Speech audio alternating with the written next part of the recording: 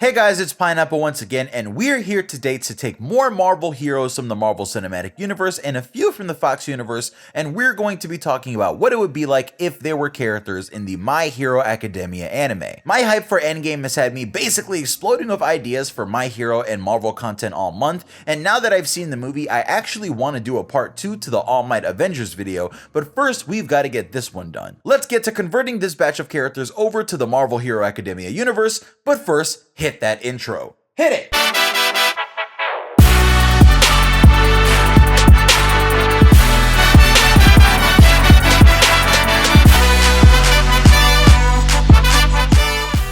So for those of you that aren't aware, this is actually part 2 or really part 3 in a series of videos where I take Marvel characters and basically give them backstories and quirks that would match their abilities and lives in their universe if they were in the My Hero Academia universe instead.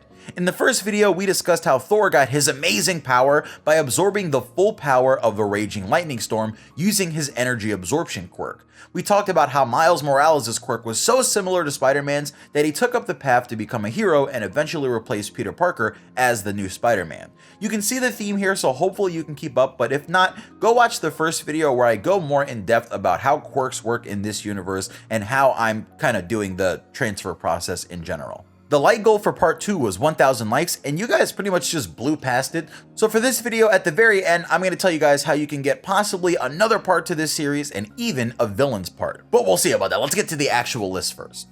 First on today's list is the man who started it all himself, the MCU's most important man, Tony Stark, otherwise known as Iron Man. How would you do Iron Man in the My Hero Academia universe? Well, I've seen so many suggestions from you guys in the comments section, and you guys have just had so many ideas, like Tony Stark being quirkless and just being a rich guy that owns an amazing hero weapons company, or Tony having a quirk that allowed him to make machines out of any material. Those ideas are really awesome, but ultimately I ended up going with this. Tony is born, and in his young age, he develops a quirk that causes his heartbeats to produce and store kinetic energy. The issue is when enough of this energy is stored up, it can cause issues for his heart. Tony doesn't know how to expend this energy, so he lives his life trying to get the absolute most out of it by using his intelligence to become wildly rich and successful as an arms dealer. His designs and technology are incredibly ahead of anything that anyone else has, but that leads to them being misused, and the public begins to shame Stark. He himself starts to realize that this business that he's in is profitable, but it isn't good.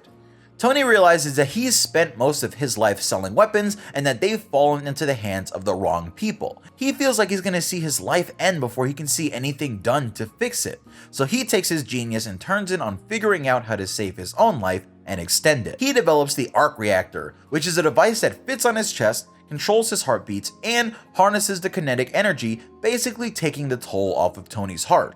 This device not only absorbs Tony's kinetic energy, but it massively amplifies it as well, so Tony is basically a walking battery. It's basically like taking a little old iPod that has a speaker on it maybe, and listening to some music that you might be able to hear only if you're sort of nearby in that room, and then plugging that iPod into a giant speaker system that makes it so that everyone can hear the music for blocks. So, you're a billionaire with expert knowledge on all sorts of advanced weapon systems, and you have access to world-leading technology and an almost inhuman mind in the age of superheroes. What else do you do but make yourself a flying suit of armor and use yourself as a battery to become a superhero that flies around shooting lasers and missiles? Iron Man would go on to be known as the greatest hero of all time because he's the futurist that doesn't seem like it, but he's always ready to lay down what it takes to save the day. Tony would be one of the head members of the Avengers in the MHAU world, but he'd also be a member of a secret group that's been formed in Marvel Comics called the Illuminati. The Illuminati was a secretive organization formed between Tony Stark and a few others with the purpose of protecting the universe from all sorts of threats, and another member of this group is next up on this list. The character I'm talking about, of course, is King T'Challa himself, the Black Panther. T'Challa in the My Hero universe would be interesting because I have to bring Wakanda along for the ride. I mean, Black Panther in a universe without Wakanda is like a world without cake. It just isn't fun, and in this universe, we'll say that Wakanda is just as hidden as it wants to be. T'Challa is the king, and he's only the current generation's representative from a long chain of ancestors. So what would his quirk be? While I think it would be really easy to just make T'Challa's quirk something like vibranium skin or like just make him an actual Panther person, but when I really looked into Black Panther's lore and looked at a bunch of sources, I ended up thinking up something amazing and completely different from what I was expecting to give T'Challa. T'Challa's quirk in the My Hero universe would be called King of the Panthers, and his quirk is basically another version of One for All. The previous Black Panther passes the quirk down along with various wisdoms during a private ceremony in Wakanda. Unknown to the rest of the world, Wakanda is actually the first place on the planet to have quirks. Even though it's just one, the Black Panther's quirk is extremely useful and powerful. The quirk enhances all of the user's stats, but not to the point where they'd be punching skyscrapers or anything. Let's say that it basically gives T'Challa 7% of One for All's strength and speed stat boost, but it comes with the added bonus of giving him the attributes of a panther. This allows him to be extremely agile as a reflex, have a certain level of control over real panthers, and it comes with a secret ability that only the royalty in Wakanda know of. King of the Panthers allows its users to reconnect with past users to train in the various fighting styles that have existed throughout the history of Wakanda. Through meditation and time, the user of King of Panthers can basically become a master at combat while also having a council of wise ancestors to offer advice and thoughts. This means that every Black Panther, which is usually a chain from father to son, is able to communicate with each other through an eternal bond shared through their quirk. The raw power of the quirk appears as a giant panther living inside the dream world of the quirk, and maybe with more work, T'Challa can even unlock more powers like his control over the dead, but I guess that's a whole other subject. The next character we'll be talking about is a founding member of the Avengers in the MCU and a key member of the team in Avengers Endgame, Clint Barton, otherwise known as the hero, Hawkeye. Hawkeye was another character that people thought maybe shouldn't have a quirk. I think in most situations it's a lot cooler in these kind of stories and stuff for someone to have a quirk than for them not to have one, especially since quirks don't have to be all like super flashy and like they don't have to be on-screen spectacles for a character to be cool with them. Some quirks can just allow their user to do cool things on their own, and that's what I went for with Hawkeye. Hawkeye's quirk, Full Focus, allows him to basically turn off his hearing and enter a zone of focus. With this focus, he gains a sixth sense that allows him to be fully aware of the things in his surroundings. Using this ability, Hawkeye can focus, shoot an arrow, and be completely certain that it'll hit its mark. In this universe, Clint's quirk manifested when he was young, and his parents had no idea what was going on. Because he didn't show signs of having either of their quirks, and even worse, he would just go into blank periods where he would just sit there staring at nothing, not listening or responding at all to anyone, eventually experts were brought in to train this child and see if he could be helped, and that child would grow to become an agent of S.H.I.E.L.D. As an agent of S.H.I.E.L.D., he learned how to turn on his full focus at the blink of an eye and turn it off with that same speed. This means he activates his quirk every time he shoots an arrow, giving him absolute accuracy. Knowing that his arrows will always hit allows him to have the confidence to carry less normal arrows and include some specialty arrows that have various effects. These special support item arrows have tips that can do anything from hack computers, knock people out with gas, put people in cuffs, or just explode. His weakness is obvious though, since activating his quirk every time he shoots an arrow means that he's deaf for a quick moment. To overcome this, Clint has trained with his full focus on at extended times, and even though he's deaf when he does this, he knows everything that's in his surroundings, so it's kind of like a watered down Spidey sense. There are times where Hawkeye is amongst quirk users who are way too powerful for him to deal with just his arrows. He enters his prolonged state of full focus, and that helps him dodge and think of the best ways to stay out of mortal danger while on the battlefield. With this and his useful arrows, you can see how Hawkeye could survive being on the same battlefield as higher level villains and Nomu. Next up we have the iconic hero himself. Growing up, Steve Rogers was a scrawny young kid, but as he began to go through puberty, his body began to change, and by the time he was a teen, he was already performing like an adult male athlete. By the time Steve was 20, he was a peak human specimen with amazing abilities. Steve's quirk is called Super Soldier, and it gives him very enhanced speed and strength similar to the Black Panthers, but it also gives him slowed aging. The quirk keeps Steve's mind sharp, and eventually he becomes the hero Captain America. As Captain America, he develops a keen battle sense and strategic mind. He leads a lot of battles against the Quirk Liberation Army in this world, as their terroristic campaign tried to shake the foundations of the new Quirk-infused world. Through these battles, Captain America became an icon of the early Quirk days and keeping the peace. Many say that he's the prototype symbol of peace, but on a global scale.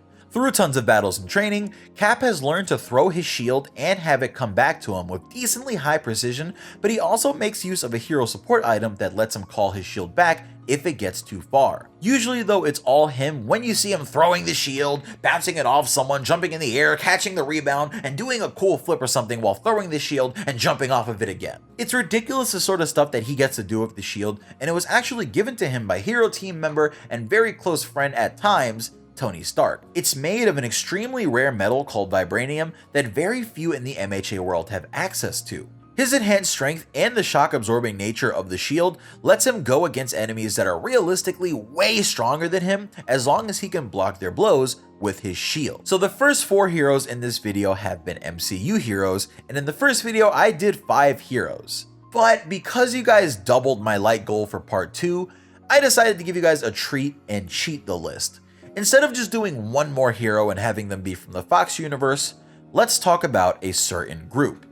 A while back, a group of people were working on a project involving a quirk user that was somehow causing instabilities and interference in other people's quirks. It's not like quirks were super understood at this point in time, but they'd still never seen anything like it. Reed Richards is a world-renowned scientist who takes on the job of trying to stop whatever's happening with this quirk user.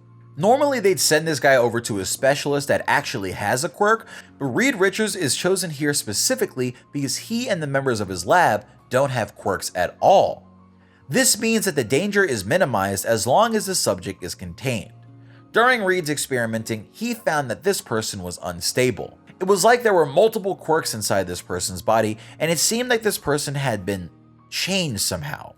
Trying to save the young man, Reed set up an experiment in his lab that required the help of his closest friends.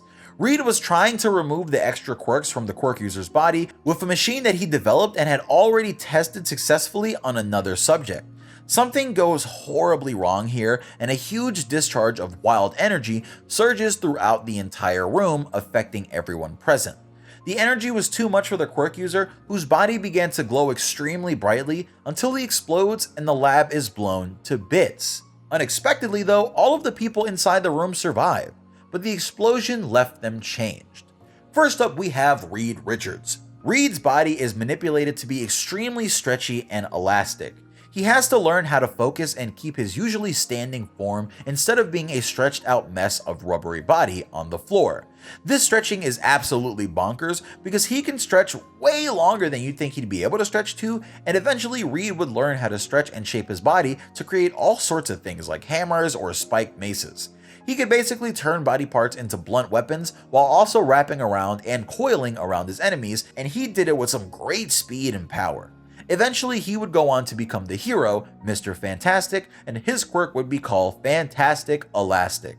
Next up, we have Ben Grimm, a close friend to Reed and someone who was only in the lab that day for something completely unrelated. He ends up getting caught up in the blast, and ultimately, it's Reed's fault. Ben's body mutates to make him completely made of a very hard to destroy mineral. This makes him very strong and very durable, but it also makes him very ugly and puts a complete stop to his actually successful and active love life. He becomes a complete outcast because people think that there's something wrong with him or that he has some sort of disease. But through all of this depressing stuff, Ben Grimm presses on and beats down on his enemies as the hero, The Thing. His quirk, Brick, allows him to tank most attacks, and while he's not the fastest person ever, he does have enhanced reflexes that still make the big rocky fella a tough problem whenever it really is clobbering time. Also in the lab during the explosion is Susan Storm. Sue Storm herself is an incredibly accomplished scientist and explorer, and she's also in love with Reed Richards, and he feels the same way about her. Sue works in this lab, and as a result of the explosion, her body mutates to make her naturally invisible at all times. Just like Reed, she has to learn how to focus to maintain her visibility, and does so at such a high level that she's even able to stay visible in her sleep. Her quirk also gives her the ability to create shields made of this supposedly invisible energy, so she can make the shields visible as well, and the shields are incredibly durable. What's more amazing about this is the fact that Sue can freely control the size, thickness, and shape of the shield. So she can make anything from just a square in front of herself to block bullets, or she could just make a massive dome around herself to have perfect defense from all sides. As the hero, the Invisible Woman, she helps to protect her friends and family as they adventure and come across all sorts of wild threats with her amazing shields and her incredible mind. Her brother Johnny Storm was also in the lab at the time, and his mind is less incredible, but that's just because he's a hothead. Johnny Storm was caught up right smack dab in the almost center of the blast that destroyed the lab, and he wakes up completely covered in flames. His body is mutated to be unstably flammable, but he can turn off this quality by focusing just like the others. Ultimately, Reed makes him a suit made of his own hair so that it won't burn, and tells him that it'll keep his flames at bay if there's any accidental flame-ons, but if he really wanted to burn the suit, he would just have to turn up the heat more than normal. That shouldn't be a problem because Johnny can control heat and flames. What's broken about this here is that he doesn't really suffer from the same weakness as Endeavor. Endeavor's big problem is that his body gets overheated after a certain point, causing him to pass out and doing damage to himself. Johnny Storm doesn't have to worry about that, so his heat can get extremely hot and he can even use his power to fly. He has such a fine control over his fire that he can shoot out fire blasts that spell out words and symbols only once they explode onto the surface, and that's a form of graffiti that pretty much only Johnny can take part in. Do you like my list, and do you think it needs more? Well, make sure to let me know who else you... Wait. Okay, no, yeah, I actually did forget someone. There was someone else in the lab, and I suppose we should talk about them if we're being fair. Okay, all right. So the final person in the lab, it's not a big deal, I guess. The final person in the room was Reed Richards' oldest friend and truest ally, Victor Von Doom. Victor's case is strange. All of the others were changed somehow. They were mutated, and some gained other abilities, but that seems to be the thing that rings true, a mutation. Victor was taken care of for his injuries relating to the explosion itself, but he doesn't show any hints of having a quirk, unlike the others. Victor loved Sue Storm and always saw himself as better than Reed from the shadows. If only Reed would have listened to Victor. Victor thinks that things would have gone differently with this experiment, and he blames Reed for what happened to all of them. Victor goes home and goes to his room and tries to get a rest, not noticing that things around him in his house are kinda starting to float. He wakes up to a sad call as he's told that his mother has passed away. Again, things in his house start to move towards him, and now he sees it and he doesn't know what's going on. He finds himself on his kitchen floor, scratching, clawing at his itching hand. He begins tearing the skin away, but he doesn't feel the pain, he doesn't see the blood, and he's horrified. Why? What's wrong? What's wrong with me? He begins to think about the explosion and what it might have done to him, and due to the stress, his whole body starts to itch and itch more. It feels like every cell in his body is itching, like something was trying to crawl out of it. It was like his entire body was on pins and needles as he screamed and just started tearing his flesh off and ripping at himself in a psychotic fit of rage. Eventually, he would look in the mirror and see what he'd become. He'd see what was done to him. All he saw was metal, an empty metal man. But he wasn't empty. He was full of rage, full of hatred, full of purpose, full of power. As Doom slammed his hands down, he turned and realized that there was nothing for him to slam into. The entire house had been destroyed and torn around him in his rage as he tore into himself. Victor realized that the weird feeling had stopped, so he focused on the feeling that he was feeling in his cells and only feels it around his body now, not even on his skin, just enveloping him. He raises his hands while focusing on the power, and the whole house starts to rebuild itself. Victor realizes that while the explosion mutated his body to make his skin metallic, it also gave him a sort of mystical ability. It gave him magic, and it gave the world a new villain to deal with named Doom. I saw so many of you guys asking for me to do some villains, so I'm glad I was able to do Dr. Doom in one of these videos, but I'd love to make a video all about Marvel villains in the My Hero universe. So to set the like goals, let's do it like this. When this video gets 1,500 likes, I will drop part 3 of Marvel Heroes to My Hero Academia. If it reaches 2,000, I'll do a video transferring over villains instead, and if it reaches 3,000 likes, I'll do a video explaining what it would be like if the Infinity Stones were in the My Hero Academia universe. This is all truly up to you guys because I enjoy doing the Marvel content and it's something that's kind of new to my channel, but it really just depends if you guys want to see more. So let me know by hitting those likes, hitting those comments, tell me what you think about the video, tell me what you think about just this kind of stuff in general. I want to hear your feedback. I honestly do. It's like, it's actually crucial that I hear your feedback on this kind of stuff. So please don't hold back. Let me know. I'll see you guys later. This is Pineapple. Join my League of Notifications by clicking the bell icon and subscribing and all that stuff. I love you guys so much. I'll see you later. Peace.